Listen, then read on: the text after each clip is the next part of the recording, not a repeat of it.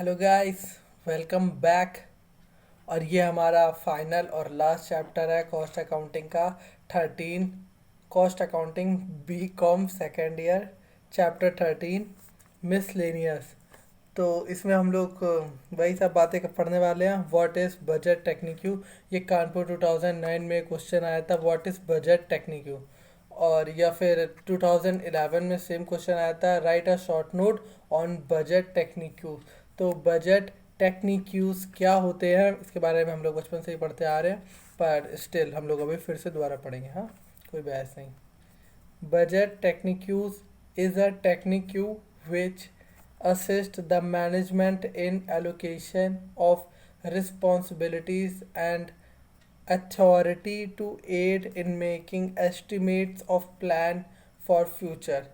वाह वाह, काफ़ी अच्छी बात है। बट एकदम सिंपल लैंग्वेज में बोले तो बजट वही होता है जो अभी हम लोगों को पता है कि हमारे पास कैपिटल कितना और हमें उसे किस तरीके से खर्च करना है, और एक जो जो ज़रूरी चीज़ें उन पर पहले खर्च करना है, जो जो कम इम्पॉर्टेंट चीज़ें हैं उन पर बाद में खर्च करना है। इसको हम लोग बजट कहेंगे। अब ये अंग्रेजी में कुछ भी बोल ले वो हम लोग खुद भी लिख सकते हैं। It's also assist in analysis of variation between basic of measurement और standing with the evaluation the effective to operation objective of budget technique. तो बेसिकली ये लोग बोल रहे हैं कि सबसे पहले हम लोग इवैल्यूएशन करेंगे कि कहाँ पर खर्च करना चाहिए, कहाँ पर नहीं खर्च करना चाहिए। उसके बाद हमारी कैपिटल कितनी है, मार्केट की डिमांड क्या है, हमें किन किन चीज़ की ज़रूरत पहले पड़ेगी, किसकी बाद में पड़ेगी, उस हिसाब से हम लोग बजट का प्लान बनाते हैं। तो बजट टेक्निक यूज फॉलोइंग है। सबसे पहले ये planning. A budget is a plan of the policy to purchase during the definition. A planning, budget में प्लानिंग सबसे इम्पॉर्टेंट पार्ट होती है। The budget is a plan. Budget basically होता है क्या, एक प्लान ही तो होता है ऑफ अ पॉलिसी, एक पॉलिसी के हिसाब से to purchase during to be pursued during the definition period of time to attain a given objective। एक बेसिकली एक प्लान है, और सबसे पहले हम लोग एम बनाते हैं, फिर उस एम तक पहुंचने तक का वो प्लान बनाते हैं, और जिसमें हमारी कैपिटल। तो ये जो प्लान है यही बजट है। और इस प्लान को हम लोग कैसे एग्जीक्यूट करते हैं। The budget techniques will be force to management at all level. Basically management कैसे करते हैं उस पूरे प्लान का हर एक लेवल पर। To the plan in time all activities to be done during the further period. जो आने वाला समय है उनमें किस कौन सी एक्टिविटी को पहले, कौन सी एक्टिविटी को बाद में करके, किस तरीके से हर लेवल पे उसको मैनेज करके उस प्लान को एग्जीक्यूट कराते हैं। सेकंड पार्ट होता है बजट का कोऑर्डिनेशन। तो ये जो कोऑर्डिनेशन है, जैसे कि जिसे कह सकते हैं टीम वर्क। जैसे फुटबॉल मैच होता है तो ऐसा नहीं एक बंदा ही सारे गोल मार रहा है, सबको एक एक करके चांस दी जाएगी। ये होता है कोऑर्डिनेशन, और कोऑर्डिनेशन का बजट में बहुत ज़रूरी होता है। अगर आप एक कंपनी चला रहे हैं, आप एक घर भी चला रहे हैं, इवन तो फैमिली में कोऑर्डिनेशन करना ज़रूरी होता है। और अगर आप अकेले रहते तो बात अलग है।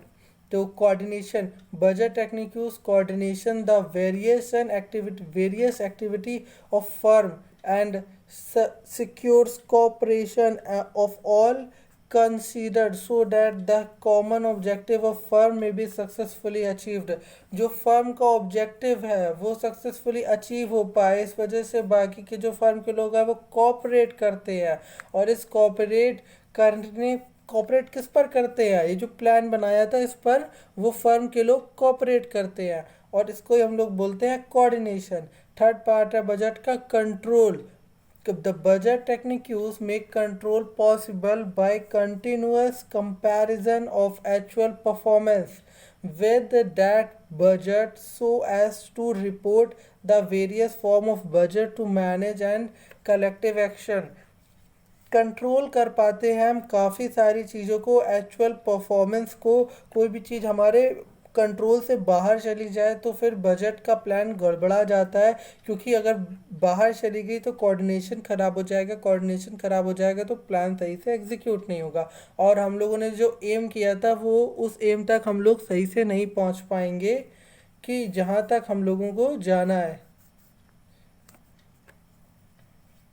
तो ये बेसिकली ये जो प्लान है ये बजट है, और इसको हम लोगों को मैनेज करके इस अचीवमेंट पे पहुंचना है।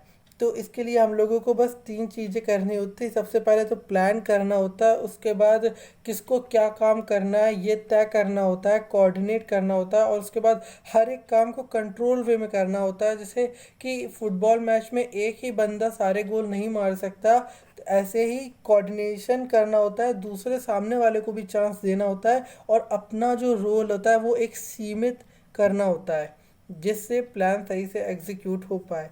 What is simple cost standard? एक सिंपल कॉस्ट स्टैंडर्ड क्या होता है? It is known as a normal cost standard. इसी को हम लोग नॉर्मल कॉस्ट स्टैंडर्ड बोलते हैं। Simple cost standard is defined as the average standard which is entry typically can be attained over the further period of time।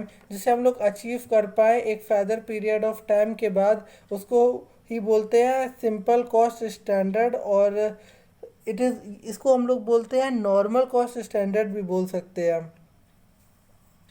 तो कहाँ था? Further period of time, एक पीरियड ऑफ टाइम के बाद कुछ achieve कर पाए, specifically the long enough to cover one trade cycle, जो कि काफ़ी हो एक ट्रेड साइकिल को कंप्लीट करने के लिए, such as started are stabilised on the basic of average estimate performance, जो कि स्टार्ट हो एक estimated basic average estimated performance के हिसाब से over a further period of time, converting one trade cycle, convert करे एक ट्रेड साइकिल को।